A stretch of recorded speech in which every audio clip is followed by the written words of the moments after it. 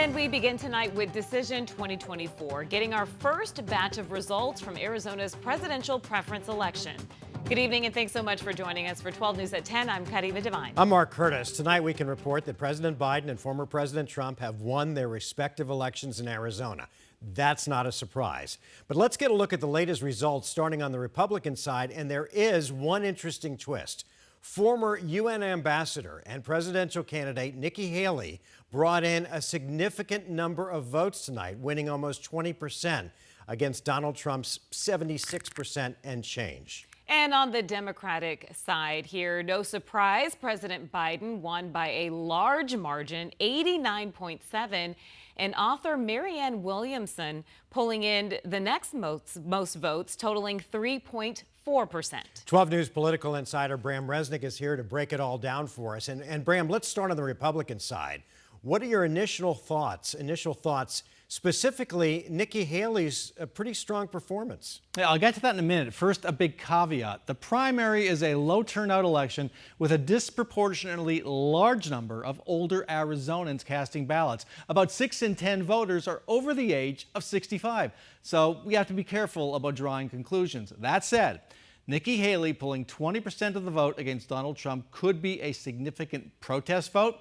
In a close presidential election, a sliver of those voters casting a ballot for Joe Biden or not voting at all could affect the outcome.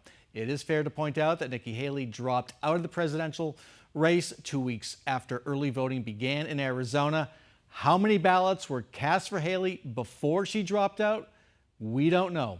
Mark, Reba? All right, Bram. Well, on the Democratic side, President Biden obviously was here in Arizona today. What is the significance of that visit happening on the same day that voters were at the polls?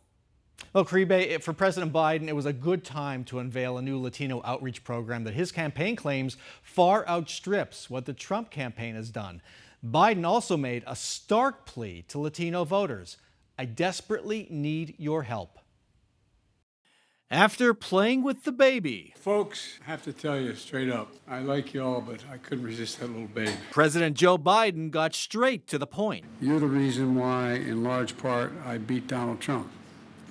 Yes. Let's beat him again.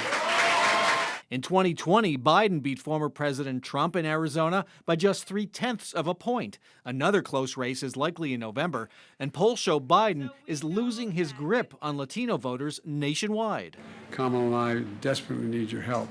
Biden was speaking to a generational mix of Latinos at the El Portal restaurant. It's a longtime gathering place in Hispanics' historic South Phoenix home. I sat with legends of Latinos sitting next to me. It was a family affair, I think. Biden needs that family to come together behind him. He focused on access to college education, lower prescription drug prices, and his opponent. Now he says immigrants are poisoning the blood of our country. What the hell is he talking about? The Republican National Committee's Hispanic Outreach Director released this statement. Democrats have taken the Hispanic community for granted for far too long. No amount of money the Biden campaign spends will change the fact that Biden and Harris have been a disaster for our community. And on Wednesday, the president ends his 24-hour visit to Arizona with a speech on investing in America at Intel's semiconductor hub in Chandler. We are expecting a big announcement about a multi-billion-dollar investment in Intel. Let's send it back to you. Bram, thanks. Republican candidate for Senate Kari Lake was out supporting former President Trump tonight, hosting what she called a presidential preference election victory party. Crowds gathered at Foley Ranch at Desert Ridge Marketplace for the event. The former president has endorsed Lake in her race for U.S. Senate. Meanwhile, earlier today, we heard from Trump himself as he cast his ballot in Florida. We need patriots. We need strong people in our country. Our country's going downhill very fast, very rapidly. Millions of people coming across the border, coming from jails, from prisons, coming from mental institutions and insane asylums, terrorists. We need strong people in this country. We don't need weak people.